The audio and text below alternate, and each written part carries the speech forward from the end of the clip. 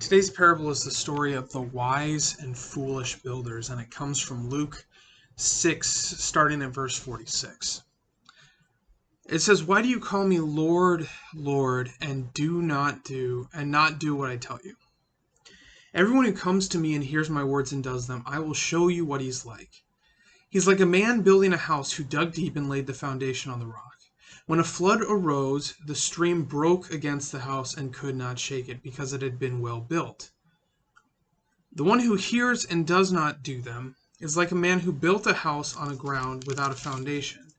When the stream broke against it, immediately it fell, and the ruin of that house was great."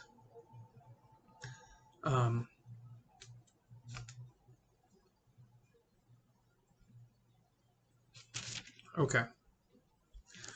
So there are, I think, two takeaways from this parable. The first is the idea, like, build your house on the rock.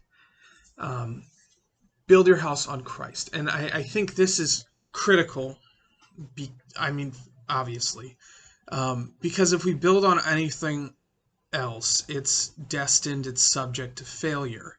I think a couple popular examples, well, maybe not popular, but relevant examples would be I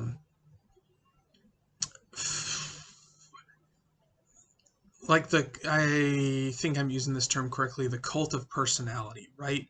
So people who go to church because they find the preacher really powerful, or the leadership really motivating, or something like that.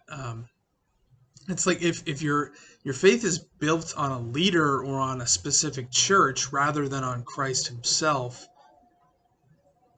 what happens when that leader isn't everything you had built them up to be?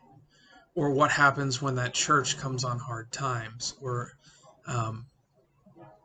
you see, all these other things are prone to failure, but if we build our faith on Christ, Christ does not fail. Christ does not change. Christ is God. He's not going to die. He's not going to fall into disrepute. He's not suddenly going to disappoint your expectations of him unless you had wrong expectations of him. So that's kind of the built on the rock. But I think it's interesting that we get this first part as well, where it says, "Why do you call me Lord, Lord, and don't do what I tell you? Everyone who comes to me and hears my words and does them, I will show you what he's like." So building on Christ as the foundation means something for our lives. And this is something I think we struggle with a lot, in that we say we believe in Christ, but that doesn't change how we act. If you genuinely believe in Christ, you believe he is the Son of God, you believe he died for you, you believe he is all powerful and all knowing and all seeing,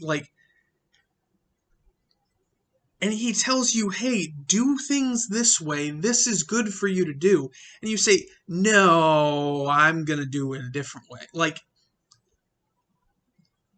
That doesn't logically track. You believe he is the all-powerful God of the universe, that he wants what's best for you, and he's told you to do a certain thing, and then you don't do that certain thing. There's a disconnect there. And I think that's what he's communicating here, is he's saying, if you're building your house on this rock, it's going to impact the rest of the house. If you're building the house on a firm foundation, that's going to affect your corners are going to be square.